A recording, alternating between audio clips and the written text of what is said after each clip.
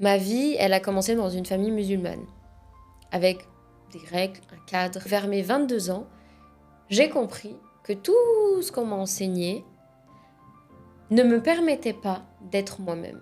Une jeune fille de 22 ans qui se prend un tsunami médiatique, des polémiques, elle ne comprend pas ce qui se passe. Sur quoi tu t'appuies pour ne pas sombrer? La seule chose qui m'a tenue en vie, c'est... Tu as déclaré ne plus te définir comme musulmane. Comment tu te définis aujourd'hui par rapport à ça, par rapport à ta culture musulmane? Que la paix soit sur vous. Ravi de vous accueillir pour ce nouveau format, le podcast Renaissance. Aujourd'hui, je reçois Menel. Menel, ravi de t'accueillir. Merci beaucoup, je suis vraiment honorée d'être ici. Alors, on va prendre le temps pour discuter un peu de ton parcours spirituel, mais aussi d'en tirer des leçons, tous autant que nous sommes, pour continuer à avancer dans notre cheminement spirituel respectif. Bonjour, c'est Menel pour le podcast Renaissance avec Ismaël Mounir. Est-ce que tu peux te présenter? Comment tu aimerais qu'on te présente? Parce qu'en discutant avec toi, je me suis rendu compte qu'on a souvent tendance à t'enfermer dans des choses et on est souvent victime d'événements qu'on a pu vivre et en fait, on ne peut pas réduire une personne à un événement. Tu es bien plus. Comment tu aimerais que je te présente? Alors, écoute, c'est bien de me demander ça parce que d'habitude, on me présente avant même que j'ai le temps de le faire. Pour me résumer, je suis une personne qui aime la vie, qui aime découvrir, apprendre et surtout être dans une démarche de paix et de sérénité. Tout ça D'accord. pour atteindre, tendre, je dirais, vers une vie sereine et en paix. Ok. Donc là, tu t'es défini beaucoup par ce que tu aimes Mm. et ce que tu recherches. Oui. Et si tu devais te définir par le verbe être, je suis, Je sais. dans le sens où, tu sais, souvent les gens ils disent je suis boulanger, mais en fait non, tu peux pas te réduire au fait d'être boulanger, Ouais. d'accord? Mais je suis vraiment dans l'être. Comment tu te définirais alors? Je dirais, je suis sensible. D'accord, Ça, c'est une grande caractéristique parce que ma sensibilité, euh, c'est elle qui me fait tendre vers des choses ou non. d'accord. Donc ta sensibilité, elle s'exprime notamment à travers ta voix quand tu chantes, à travers la musicalité qu'il y a chez Ouais. toi lorsque tu joues du piano, tu chantes, etc. Mm. Et aussi la fibre artistique de manière générale, parce que on en a Oui. parlé, tu m'as dit que tu aimais bien dessiner aussi, peindre. Oh oui, en fait, j'aime énormément tout ce qui est artistique. J'aime les arts, alors, tous, la danse. J'aime dessiner pour pouvoir libérer ce qu'il y a dans ma tête. L'écriture, c'est quelque chose qui m'apporte énormément d'écrire mes pensées, de les mettre sur papier. Ça me libère de la place dans la tête. Et tout ça parce que ben voilà, je suis hypersensible et réceptive à ce qui m'entoure, aux gens, aux relations, à l'environnement, aux événements. D'accord. Ouais. Alors justement, donc on voit qu'il y a une fibre artistique, enfin tu es une artiste en fait, et donc du coup, dans ta famille, le fait que tu joues du piano, tu chantes, d'un point de vue spirituel, Ça, c'était religieux, personne ne faisait de musique dans ma famille. Quand ma famille, elle me voyait faire de la musique, du piano, du chant. Il n'y avait pas vraiment d'interaction plus que ça, mais ma mère, elle me laissait tranquille. En fait, elle me laissait comme une petite fille qui joue au Barbie dans sa chambre. d'accord, pour eux, ils ne voyaient pas forcément un mal, Non, il n'y avait rien de mal vu que je suis dans ma chambre et que j'embête d'accord, personne. ok, Le mal, il est venu bien plus tard, quand ça sort de la chambre. Mais en étant dans mon petit monde, c'est pas dérangeant. d'accord. Donc tu as été révélé au grand public avec cette fameuse émission The Voice et une prestation qui, je dois le dire, est incroyable à bien Mm. des égards. Enfin, moi déjà, ce qui m'avait charmé dans la prestation, c'est que tu chantes en anglais et en arabe. Mm, Tu reprends une chanson de Leonard Cohen mm. et on t'entend dire dans la même chanson Alléluia et Ya Ilahi. Ah oui. Et donc je pense que c'était peut-être voulu de ta part, mais Mm. comme message de paix, de rassemblement, d'appel au respect de la diversité, je trouvais que c'était génial. Mhm. Bon, il y a eu par la suite, si tu veux, on pourra en parler, un certain nombre de désagréments suite à cette émission, Mm. parce que je pense que cette image, une fille talentueuse, belle, qui chante en turban et qui chante une chanson dans laquelle elle appelle quelque part de manière subtile au respect de la diversité, ça n'a pas plu, Mm. d'accord? Mm, mm. Donc on t'a connu dans cette émission. Mais avant cette émission, pour Manel, c'est Mhm. quoi en fait le rapport entre ta foi, ta spiritualité et ton art? C'est un rapport qui est très conflictuel comme j'avais pas vraiment confiance en moi avant l'émission, de par mon enfance, en fait, mon histoire familiale, mon héritage culturel, je dirais, religieux, c'était très lourd pour moi. J'ai grandi dans une famille où on était très heureuses entre nous, les sœurs. Mais par contre, c'est vrai qu'on a eu une éducation très axée religion, avec pas mal de codes. Et notamment, il y avait un code qui était à respecter, c'est la pudeur féminine. Il faut être une fille pudique, alors que ce soit dans l'apparence physique, mais surtout dans ce qu'on va dégager. Et la musique faisait partie de ces choses considérées comme, surtout le chant, euh, comme dangereuses si elle est mise dans le milieu de la musique, le business. Donc ma mère, elle n'a jamais vraiment été contre que je chante parce que j'ai chanté dans des événements avant l'émission. J'avais chanté à des galas de charité pour la Syrie. On était très impliqués dans l'humanitaire. Et ça dérangeait personne. Du moment que j'ai commencé à chanter, mais dans un cadre plus professionnel, avec la télé, avec les gens autour, que ce soit pas des musulmans autour, qu'on sort en fait de l'aspect communauté, bienfaisance, là ça gênait. Parce que D'accord. ma mère était très très inquiète de ce milieu-là. Il y a de quoi, c'est vrai. Le milieu de la musique, du showbiz, c'est un milieu qui est quand même assez, un petit peu incertain. Il y a des choses pas très clean qui se passent et je comprends qu'elle avait peur de tout ça en tant que maman. C'est normal. Là où moi j'étais totalement perdue, c'est et moi. Oui, le milieu, D'accord. il est ce qu'il est. Mais moi, est-ce qu'on est venu me chercher en me disant, mais t'aimes la musique? Pourquoi t'aimes la musique? Qu'est-ce que tu ressens? Est-ce que tu veux faire des choses en musique pour toi-même, pour nous, pour ta famille? Ah, t'as une belle voix. Tout ça, c'était absent. Donc, j'ai jamais eu de certitude sur mon identité artistique. Donc, je flottais.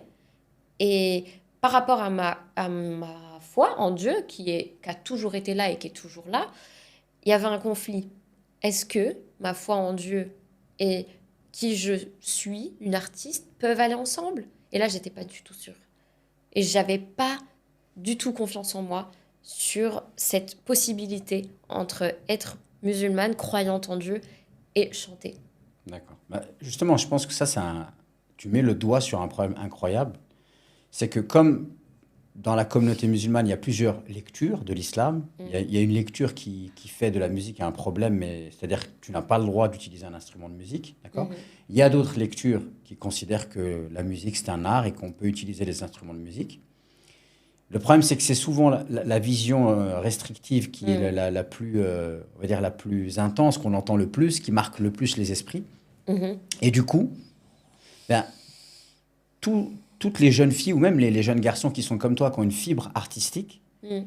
eh bien, le discours et l'éducation religieuse majoritaire dominante ne permet pas, en fait, de trouver, de montrer une voie Oui. dans laquelle tu pourrais exprimer ton art et ton talent Oui. tout en te développant spirituellement parlant et trouver une harmonie entre les deux. Oui, il y avait personne en fait qui était là pour. En fait, c'est comme si j'étais une précurseur. J'avais personne devant moi pour me dire tu peux faire les choses comme ça. Ah, c'est super bien ce que tu ressens, ce que tu fais. Il y a des possibilités.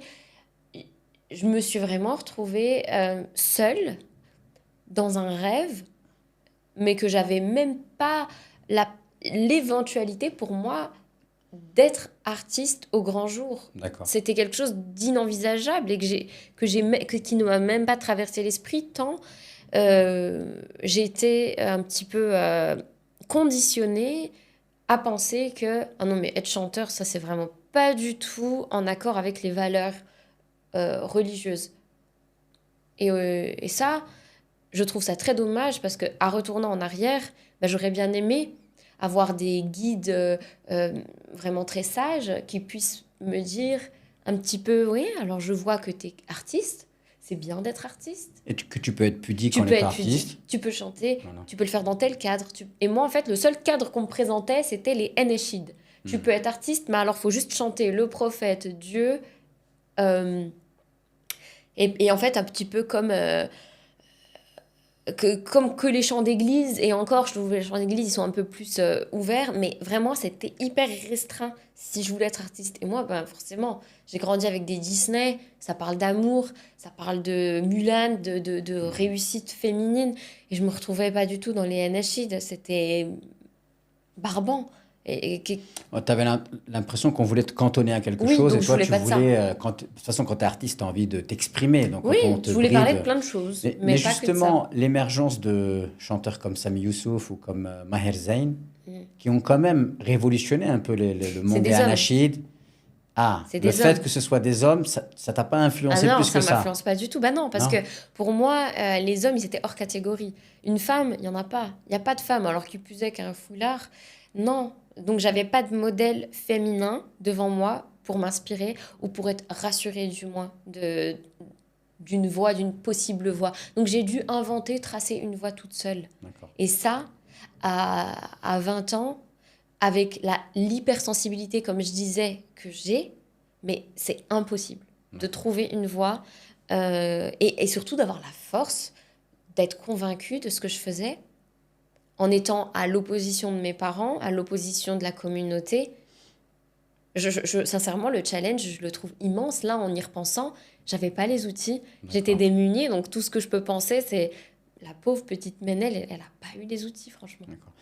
Par exemple, Kulthum, à cette époque-là, tu connais Ah oui, pas? je connaissais, bien sûr, je connaissais Bon, Fayrouz. elle est pas dans les Anachides, mais il y a eu quand même de très grandes chanteuses dans le monde oriental qui étaient très respectées. Exactement, D'ailleurs, mais même, c'était des femmes arabes, donc j'arrivais pas d'accord. trop à me projeter. Je sais pas si tu sais, mais par exemple, le célèbre savant égyptien, théologien, Mohamed El-Ghazali, il écoutait Bien sûr, Kulthum. oui, Sa musique, elle est raffinée, et oui. donc ouais, mais c'est pas ta Bah, si génération, tu veux, c'est mes des femmes parents, ils me arabes. disaient, bah, ces femmes-là, en fait, ils trouvaient toujours l'aspect négatif à me donner de Kulthum. On me disait, ouais, mais tu sais, son père était imam, et regarde, elle chante. Donc, en Hmm, fait, c'était toujours tourné ben, en défaveur des d'accord. chanteuses. Ok. Elles n'étaient pas mises en valeur pour avoir fait un pas vers leur indépendance et vers leur talent, mais plutôt en disant, bah, elle s'est éloignée, tu vois. D'accord. Donc oui, on te montre un aspect négatif, donc c'est pas Mm, attirant. Très bien. Alors, et un événement incroyable, c'est que on va dire que tu fais une prestation incroyable à oui, The Voice.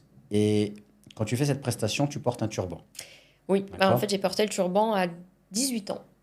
D'accord. Donc, je le portais depuis 3 ans. Et donc, beaucoup d'observateurs pensent que c'est ce turban qui fait qu'on est parti essayer de casser un peu la dynamique que tu as suscitée après cette prestation qui a ébloui tout le Mm. monde. Toi, à ce moment-là, quand tu portes le turban, qu'est-ce qui signifie pour toi? Et est-ce que tu comprends ce qui t'arrive au moment où ça te tombe dessus? Moi, quand j'ai fait l'émission, j'étais une petite fille très... je dis petite fille parce que tellement j'étais Tu avais quel âge? naïve. 21. 21 ans, ouais. Ouais, et j'étais très naïve et gentille et je venais de ma campagne, donc j'avais pas connaissance du monde de la musique, ni des médias, Ni de la politique, un peu ni de la l'extrême droite. politique. J'étais vraiment dans ma bulle artistique pour le coup. D'accord. Et aller avec un turban, c'était pas quelque chose pour moi de marquant. C'était pas un acte politique pour Non, c'est toi, comme c'était... aller avec une robe. Je voyais pas le... Tu voyais pas le mal. Non, et je voyais surtout pas la symbolique. Je me D'accord. disais juste, bon, je suis une fille voilà, qui a un turban sur la tête et ma foi, oui, je suis un petit peu différente, mais comme une personne est noire de peau, comme une personne est un peu plus ronde, enfin voilà. J'ai pas considéré ça comme quelque chose de extrêmement particulier. D'accord. Alors quand je disais tu voyais pas le mal, ça veut pas dire qu'il y a du mal en soi, mais tu ne voyais pas, euh, tu comprenais pas ou tu n'avais pas anticipé le fait que ça pourrait, pour des raisons politiques, Oui. idéologiques, pardon, Mm. déranger certaines personnes et Oui. donc susciter autant de polémiques. En fait, j'étais pas Pour toi, c'était consciente. naturel, c'est un vêtement Oui, normal. c'est ça, D'accord. j'étais pas consciente de la symbolique que je portais sur moi, D'accord. le poids que j'avais sur moi. Chanter en arabe, avoir un turban, avoir des origines syriennes, le contexte actuel en France, j'étais pas du tout consciente de tout ça. Par contre, le choix de la chanson, pourquoi tu choisis cette Mais parce chanson? que pour moi, en tant qu'artiste, là, on revient sur l'essentiel, on parle de quelque chose qui pour moi est plus intéressant que tout ça, c'est l'artistique. La chanson de Cohen, elle est très belle, faut le dire. C'est une chanson qui est d'un point de vue émotionnel, comme je disais que je suis très sensible, cette chanson-là, pour moi, émotionnellement, elle dégage quelque chose. Et mon but en tant que chanteuse artiste, je voulais transmettre aux gens ce que moi, je ressentais D'accord. dans ma chambre depuis mes 6 ans, une connexion avec la musique de l'ordre de l'émotion, du petit feeling tout mignon qu'on ressent quand quelqu'un chante et que ça nous touche. Ben, c'est ça que je voulais. Et en chantant Cohen, ben, moi, je ressentais ça. Je ne suis pas allée à chanter Beyoncé Love on Top. Non, je suis allée chanter quelque chose de doux, de touchant. Hmm. Non, mais moi, Qui me ressemble et qui Hein. ressemble aux valeurs que je véhicule et dans lesquelles j'ai grandi. D'accord. Du coup, il y a la polémique que tu vas subir. Mm. J'appelle ça un tsunami, parce qu'on en a Mhm. parlé hors caméra. Mm. Pour toi, c'est sur le plan psychologique, c'est très, très, très difficile. Oui. C'est vraiment un tsunami, il y a beaucoup de violence. En Ouais. plus, tu vas te prendre finalement beaucoup d'agressivité de la part de personnes qui sont de l'extrême droite, mais Oui. aussi beaucoup de gens de la communauté musulmane. Oui, et c'est là en fait où pour moi le débat est important. Finalement, toutes ces histoires de polémique, c'est pas ce qui euh, parle le plus de mon histoire. Aujourd'hui, si quelqu'un regarde ce podcast et veut juste regarder 5 minutes, et ben c'est ce que je vais dire. Ma vie, elle a commencé dans une famille musulmane, avec des règles, un cadre.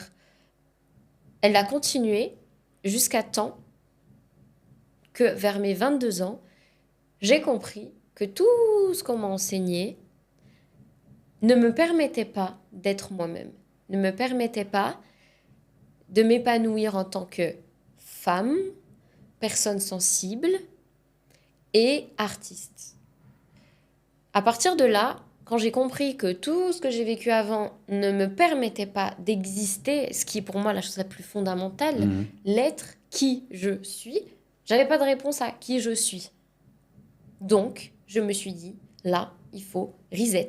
Il faut faire peau neuve. Il faut aller chercher quelque chose d'autre, de nouveau. Il faut comprendre qui je suis. Et tout ce que j'ai vécu avant ne m'a pas permis. Donc, ça veut dire qu'il y a quelque chose d'autre à aller chercher. Il y a une autre voie qui est possible, une autre façon de voir le monde qui me permettra, je n'ai aucun doute là-dessus, d'être une personne définie. Parce que ce no man's land, ne pas savoir qui je suis, c'est la chose la plus douloureuse à avoir. On peut pas savourer la vie, on peut pas être quelqu'un, être confiant quand on sait pas qui on est. Bien sûr. Donc moi, à un moment donné, j'ai envie que les gens comprennent que tout ce qu'ils ont vu de moi, c'est ni plus ni moins que l'histoire d'une jeune fille qui n'a jamais eu les outils pour se définir et qui un jour a décidé de casser cette routine et d'aller chercher la vérité, ma propre vérité, ailleurs, dans d'autres façons de voir le monde. Mais pourquoi tu veux que les gens le comprennent?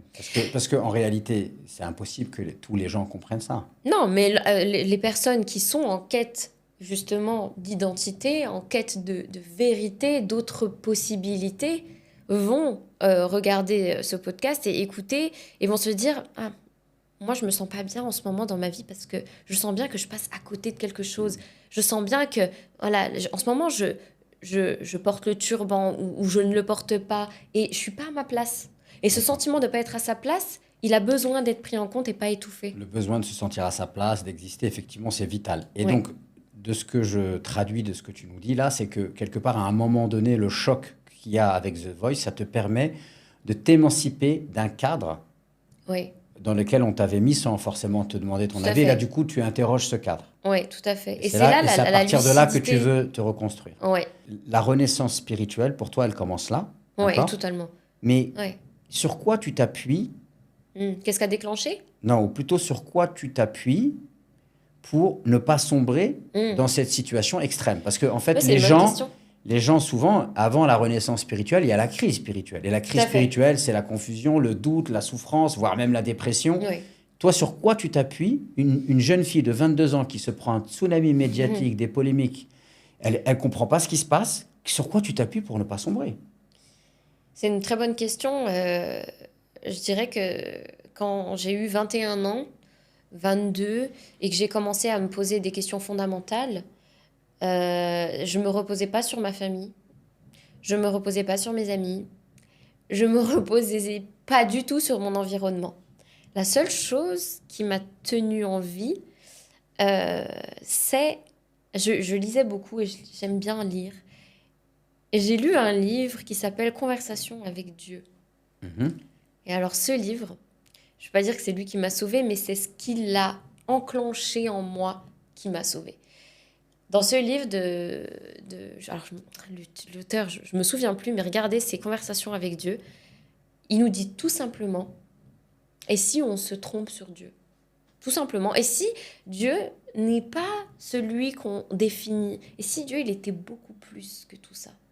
Et là, ça a mis en perspective ma vie et cette culpabilité dans laquelle j'ai grandi, ces craintes dans lesquelles j'ai grandi, eh ben, elles paraissaient toutes petites. Et j'ai remis toute ma confiance en Dieu en me disant, ah, en fait, je sais. Il y a autre chose. Il y a autre chose de beaucoup plus amour, de beaucoup plus spirituel, de beaucoup plus doux. Et c'est un Dieu qui est plus proche encore que ce que je pensais. Il est vraiment en moi. Et, et ça m'a tenu en vie, l'espoir. L'espoir de... Je sais qu'en fait, il y a autre chose. J'ai pas trouvé, D'accord. mais il y a un Dieu avec beaucoup plus de... Tu as effleuré quelque chose quand même. Ouais. Parce que je le vois dans ton... Quand tu parles de ce livre, etc., on le voit dans ton visage, que tu as quand même effleuré quelque chose de nouveau. C'est-à-dire que avant cette crise, avant cette tempête médiatique, tu es dans un islam très traditionnel. Donc Ouais. peut-être il y a certaines choses que tu n'interroges pas. Bon, voilà, il y a Dieu, il est là. Mais Mm. la relation que j'ai avec lui, je n'interroge pas trop. Je cherche pas trop à investiguer ça. C'est quelque chose Je cherchais d'acquis. plutôt la religion, c'est-à-dire je cherchais, j'écoutais énormément de conférences avant mes 20 ans. Mm. J'étais dans une perspective de, comment dire, d'être une bonne élève, voilà, c'est ça. Mm. Je voulais être une bonne musulmane. Mais bonne D'accord. musulmane, du coup, sur le papier, comme à l'école, j'étais une très bonne élève. Donc en fait, j'ai copié-collé ce que je faisais à l'école, bah, je le fais en religion. Je vais apprendre. Et donc, du coup, tu rentres dans un moule et tu peux pas te Je révéler rentre à dans un toi-même. moule et je n'étais pas centrée sur l'essentiel, qui pour moi c'est le cœur, comme disait le Razali, comme tous ces grands penseurs. Le soufisme, ça me parle beaucoup parce que justement, on recentre vers le cœur. Et avant ma renaissance, ben, je me posais pas ces questions-là Mm. de moi. Est-ce que je peux me faire confiance dans mon cœur, dans mon âme? J'étais dans l'intellect, dans la religion, qu'est-ce que c'est, comment bien se comporter. Et la renaissance, pour moi, c'était une renaissance du cœur. D'accord. Alors, tu as déclaré ne plus te définir comme musulmane. Et pourtant, Oui, quand on t'entend parler, là, on a l'impression que tu es ouais, c'est plus incroyable. musulmane qu'avant. Bah oui, C'est vrai. parce que d'ailleurs, le prophète le dit lui-même, il y a un morceau de chair dans le corps. S'il est pur, tout le reste du corps est Oui, pur. Et s'il est impur, tout le reste du corps est impur. oui. Et c'est le cœur. Mm, Donc ça veut dire que l'islam, il doit partir du cœur. mm, Et quelque part, avant, tu nous dis que tu étais dans un islam un peu culturel, il y a un moule, tu cherches à être une bonne élève, tu es beaucoup dans l'intellect, mais le mhm, cœur ne vibre pas trop. mm, Et tu te prends une épreuve, et du coup, tout s'écroule, et tu repars sur mm, le fondement de base, qui est mm, la relation intime que j'ai avec Dieu. mhm, Donc, comment tu te définis aujourd'hui par rapport à ça, par rapport à ta culture musulmane? mhm. Alors en fait, j'ai volontairement dit sur les réseaux que je n'étais pas musulmane parce que l'étiquette de être musulman aujourd'hui, elle n'est pas la définition que je lui donne. Pour moi, être musulman aujourd'hui, en majorité, ça se cantonne à des rites et des choses à faire et à ne pas faire. Et ça ne me représente pas. Si c'est ça être musulman, alors je ne le suis pas. Pour moi, ce qui est très important aujourd'hui, c'est la relation verticale avec Dieu et c'est surtout la profondeur sur laquelle on travaille quand on est croyant, quand on a la foi en Dieu. Hmm. Et, et j'ai volontairement dit que je n'étais pas musulmane parce qu'avec tout ce qui est attribué derrière ce mot, c'est gênant. Mon D'accord. contenu, ma personnalité n'allait pas avec ce qu'on considère être musulman. Et en quand majorité. tu dis ce qu'on considère être musulman en majorité. En Mais, majorité, mais bien justement, sûr. s'il y a des gens qui s'identifient à l'islam Mm. et qui donnent une image mauvaise ou obscure, le fait de leur laisser l'islam, Mhm. est-ce que tu ne penses pas que finalement, c'est pas forcément une bonne stratégie? Oui, bien sûr, ça pourrait être un petit peu laissé aux mains, comme on dit, des voleurs le trésor. Mais moi, j'avais besoin aussi de me reconstruire. D'accord, donc cette affirmation, c'est plus vraiment pour essayer de t'extirper de quelque Ouais, chose. exactement, t'as C'est dit en le mot. réaction. Oui, j'avais besoin de m'extirper de quelque chose qui n'était pas favorable à mon développement et de pouvoir revenir avec un apaisement D'accord. qui soit à l'image D'accord. vraiment de ce que j'ai envie d'être et je pense qu'il n'y a pas de code. On peut très bien dire je suis musulmane le lundi et puis après revenir le lundi d'après et dire finalement je sais plus trop. Il y a pas de honte à avoir à revenir sur ses positions dans la vie puisque tout est fluctuant dans la vie. On n'est pas la même personne tout le temps et d'ailleurs ça serait dramatique de jamais changer. Et moi j'ai pas honte de dire on peut changer. On peut avoir un avis puis ensuite avoir un deuxième et moi à ce jour je me définis comme simplement une personne qui croit en Dieu, qui a énormément la foi, et j'espère avoir cette foi chaque jour un peu plus profonde, et qu'on me définisse comme musulmane, pas musulmane. Mais justement, tu n'as pas envie de te réapproprier cet héritage culturel? Par Hmm, exemple, si je te dis que ben, finalement, tu as l'islam mhm, en tant que religion telle qu'elle est comprise et pratiquée par les hommes, mhm, avec les bons côtés et les mauvais côtés, mais qu'il y a un autre islam mhm, qui est celui de Dieu, mhm, qui est l'islam dans sa perfection, c'est-à-dire euh, une voie qui mène vers Dieu, mhm, dans laquelle j'essaie d'être en paix. mhm, D'accord? Si tu fais la distinction entre les deux, alors je peux comprendre la distance que tu prends avec mhm, l'islam des hommes, mhm. mais l'islam en tant que religion de Dieu, est-ce que tu t'exclus Ah de ouais, ça? ça me va totalement bien. Mais en fait, pour moi, du moment que on respecte la relation qu'on peut avoir avec Dieu et que les hommes ne viennent pas mettre leur grain de sel, j'aime énormément cette vision de la foi. Quelque part, dans ton cheminement spirituel, tu es en train d'opérer une réconciliation avec justement avec l'islam, Mm, avec Dieu, avec le Coran, ouais, puisqu'il y a une première phase dans ta vie où tu reçois un islam très traditionnel. À un moment donné, il y a un événement qui te permet de te rendre compte que ce cadre-là, et peut-être qui t'enferme, il ne ouais, respecte pas ta personnalité. Tu as envie de ouais. t'émanciper, de te libérer de ça. Mm, Tu peux traverser une phase dans laquelle tu es en rejet de la communauté musulmane. Enfin, tu rejettes la communauté musulmane, c'est-à-dire les éléments de la communauté musulmane qui peuvent te faire du mal. Ou d'ailleurs, mm, certains même t'ont agressé à travers les réseaux sociaux. Et que après, bah, justement, tu continues de cheminer, d'avancer, et qu'aujourd'hui, tu es plus apaisé, et tu recherches quelque part une voie de réconciliation, mais dans laquelle tu ne perds pas ta liberté, en fait. oui, c'est exactement ça, tout ce que tu dis. C'est euh, je ne jette pas tout à la poubelle. C'est juste que quand j'étais petite, il y a énormément de choses que je trouve formidables dans l'éducation islamique. Il faut savoir que l'islam, c'est une très belle religion.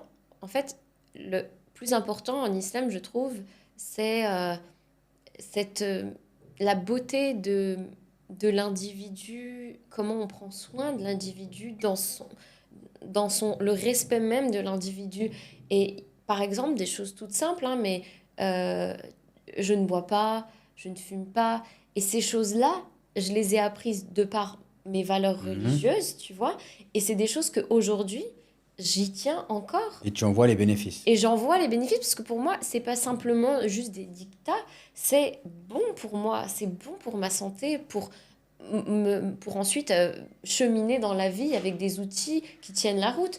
Donc ça, c'est juste un exemple, hein, parce qu'il y a des valeurs Bah, islamiques comme ça, comme il la y en a pratique plein. du jeûne qu'on fait, on se rend Oui, compte que ça peut avoir beaucoup de bénéfices pour le corps, mais aussi pour totalement. l'esprit, pour l'âme, Oui, etc. donc j'aime bien garder les belles choses, des belles valeurs islamiques. Et aujourd'hui, c'est ça qui fait que je veux avoir une sorte de réconciliation, une renaissance. Et ce qui m'a empêché d'avoir cette renaissance, je me rends compte, c'est la peur, le regard en fait des personnes qui, elles, ne l'ont pas eu. Je sais pas si tu vois ce que je veux dire. Qu'on me voit un peu comme trop... ah bah finalement, elle prend que ce qu'elle aime, elle essaie d'avoir la crème, finalement, que ce qui est beau. Et je trouve ça tellement dommage, parce qu'on a une vision... quand on pense comme ça, finalement, on a une vision que quand c'est dur, c'est bien, on est dans la rigueur un peu militaire, et c'est ça qu'il faut. Mais pourquoi est-ce qu'on peut pas, à l'inverse, raisonner autrement et dire, peut-être que la douceur aussi, c'est bien. La douceur, c'est, c'est un chemin qui est tout aussi bon. On n'est pas obligé d'être tout le temps dans la dureté, dans la force, pour avoir une vie respectueuse et agréable. Donc moi, aujourd'hui, ce que j'aimerais, c'est avoir une vie douce, avec des règles, des valeurs, De la de la discipline. discipline. Ça n'empêche pas, en fait. On peut avoir une vie qui propose un cadre totalement serein, mais doux. Moi, j'aime beaucoup Pourquoi pas? le hadith du prophète qui dit que, ou plutôt on dit que le prophète, lorsqu'il avait le choix entre deux Mhm. choses, il choisissait toujours la chose la plus facile tant qu'elle Oui, n'était pas illicite. oui. Ou alors, dans un autre hadith, il dit que cette religion est de pratique facile. Toute personne qui fera preuve de dureté dans cette religion, cette dureté aura raison de lui. Mm.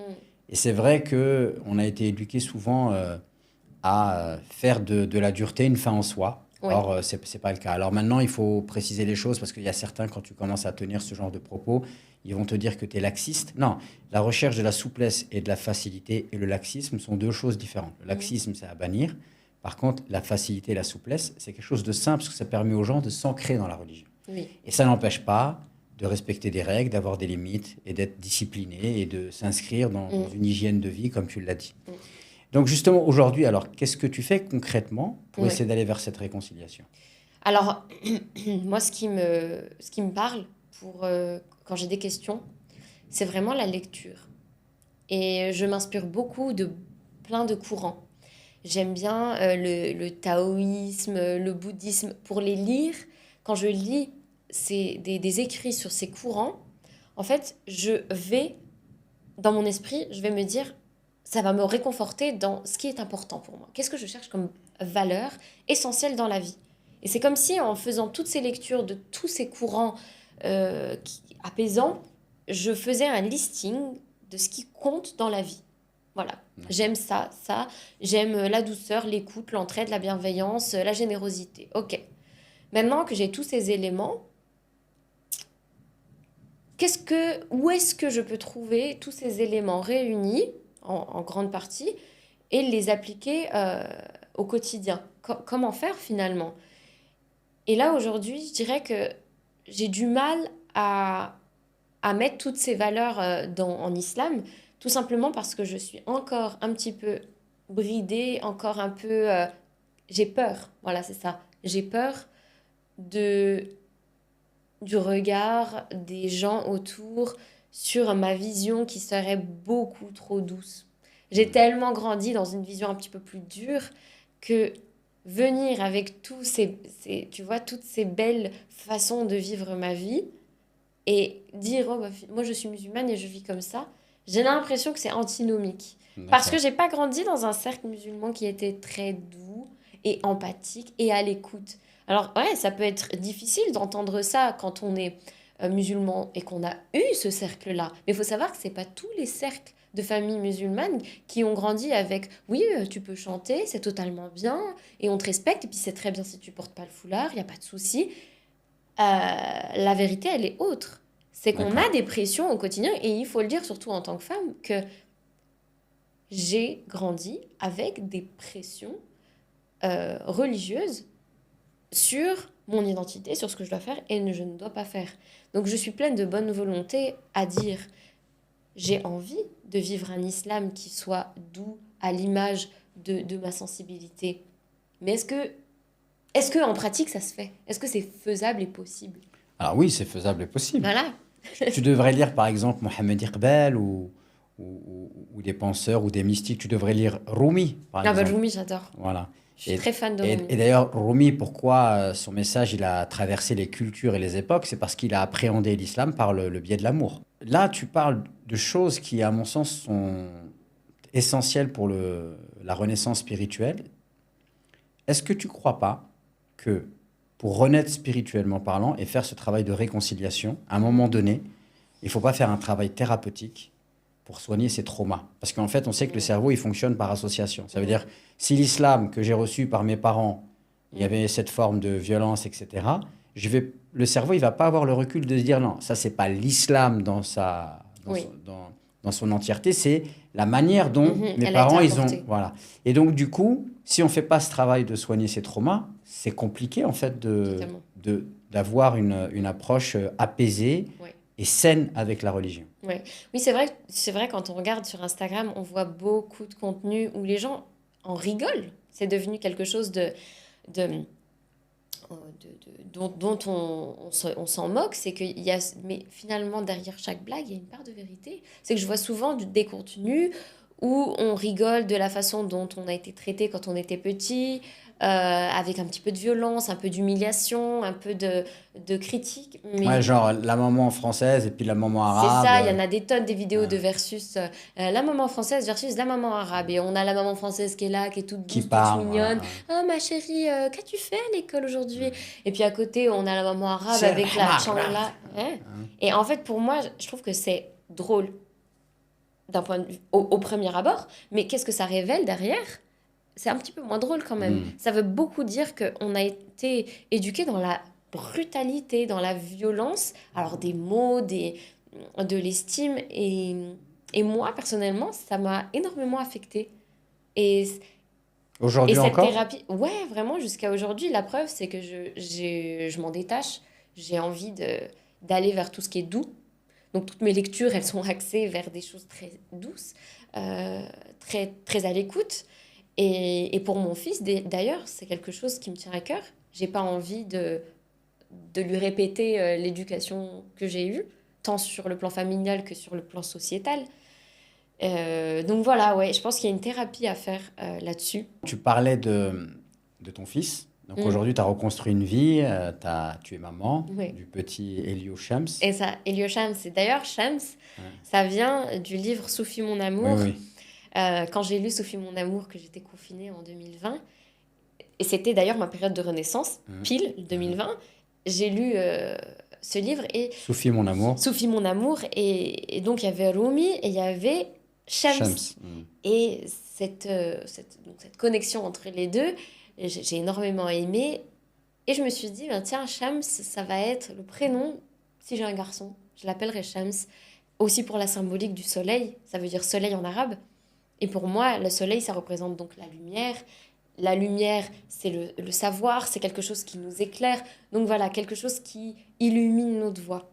Et c'était le petit clin d'œil que je voulais faire à Elio. Comment ta vie de famille, ta vie de maman, ta vie d'épouse t'aide dans ta renaissance spirituelle? Le fait de devoir être un peu déjà un modèle, avoir des responsabilités, comme je suis assez perfectionniste, exigeante, j'ai pas envie d'être un modèle un petit peu erroné ou d'être un modèle pas tout à fait à l'image de ce que je souhaite transmettre.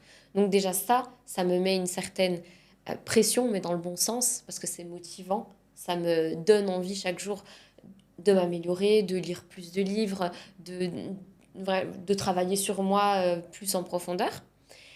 Et être maman, c'est aussi l'opposé, ça veut dire faire une rétrospective de tout ce qui a pu être traumatisant, de ce que je ne veux pas répéter. Et donc, ça me fait faire un énorme travail sur moi. Dans ton parcours, on voit à quel point la lecture, elle est importante. Oui.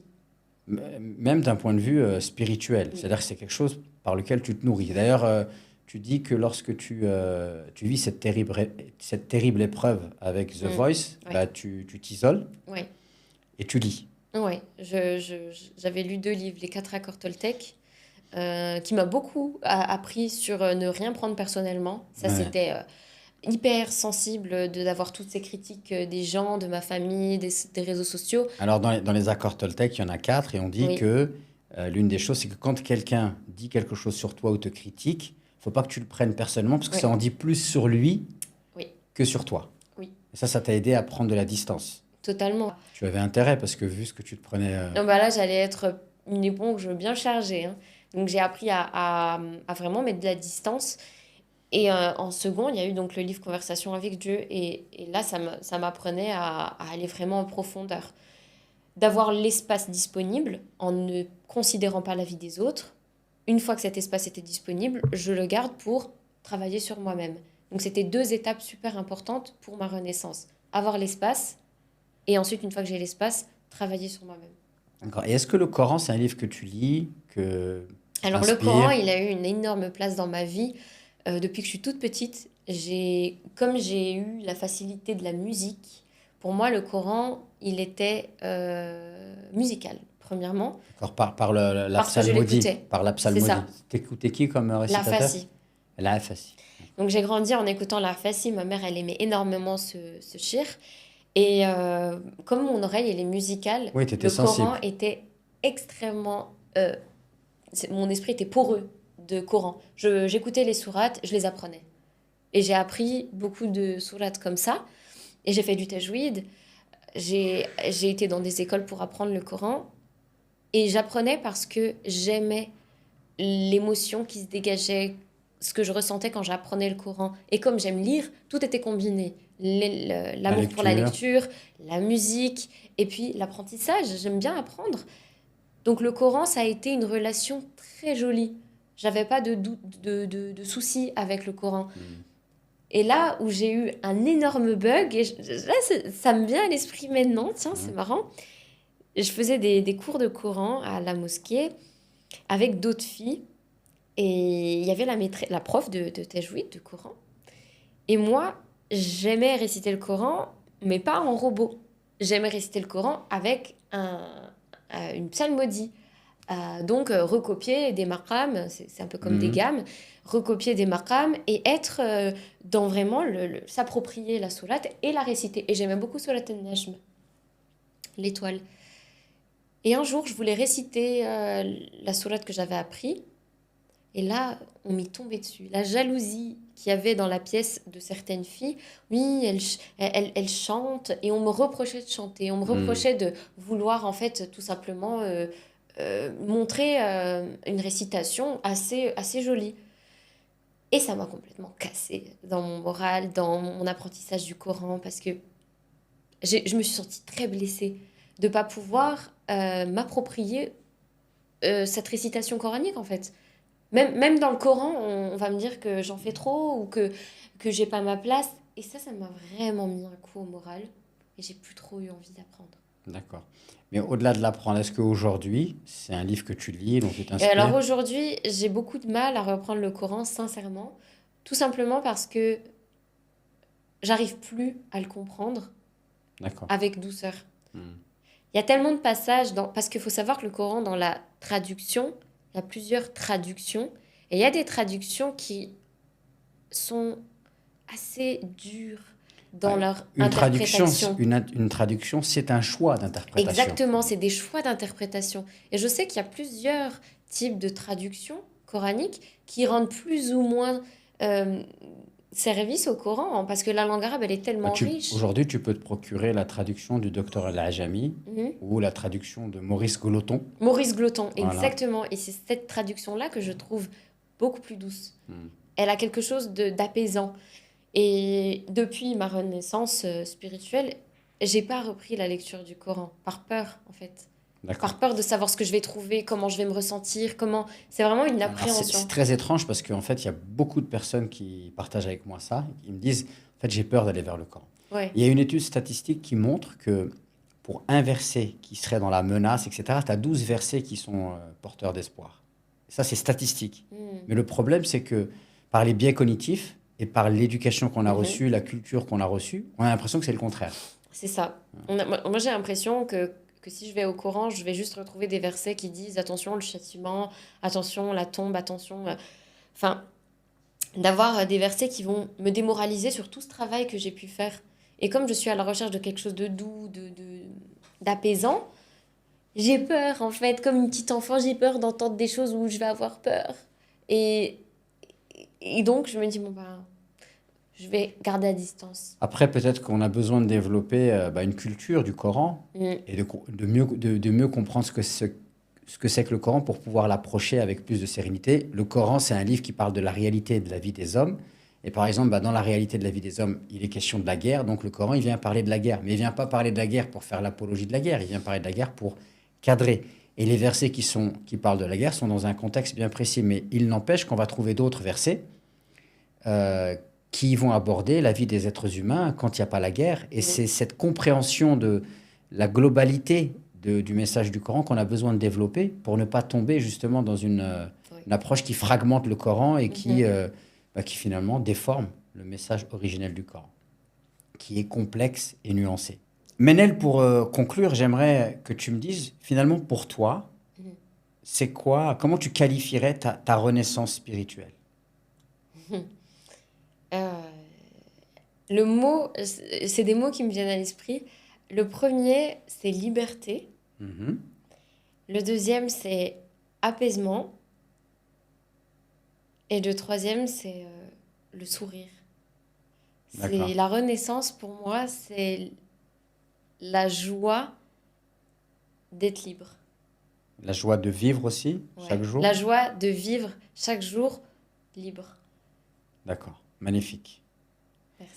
Merci beaucoup pour ce que tu nous as confié. Merci beaucoup pour ton authenticité, pour ta sincérité. Donc, on te souhaite plein de bonnes choses. Merci. D'accord? On te souhaite de continuer dans ce chemin d'élévation spirituelle, de Mhm. réconciliation. Et quant à vous, je vous donne rendez-vous très bientôt pour un autre épisode.